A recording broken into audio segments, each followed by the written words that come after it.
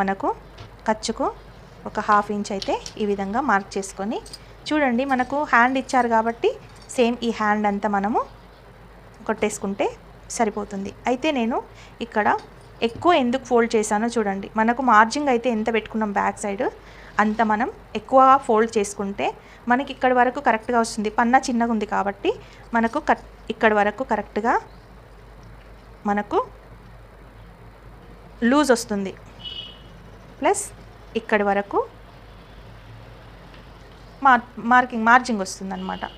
So మనం ఇక్కడ నుంచి ఇదిగోండి ఈ హైట్ ఏమో ఇంత ఉంది.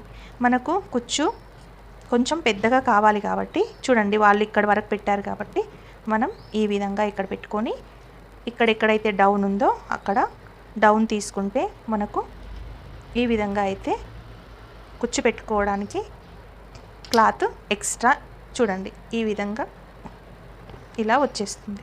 ఎక్కువ కుచ్చు ఉన్న వాటికి మనము డౌన్ కటింగ్ చేయాల్సిన అవసరం అయితే రాదు.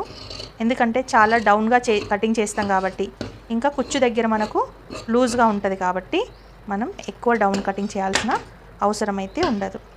చూడండి, ఒక 1.5-2 ఇంచెస్ దగ్గర మనం ఈ విధంగా కచ్చక పెట్టుకుంటే ఎక్కడి నుంచి కుచ్చు రావాలి అనేది మనకు 2 సైడ్స్ ఈజీగా మనకు అర్థమైపోతుంది.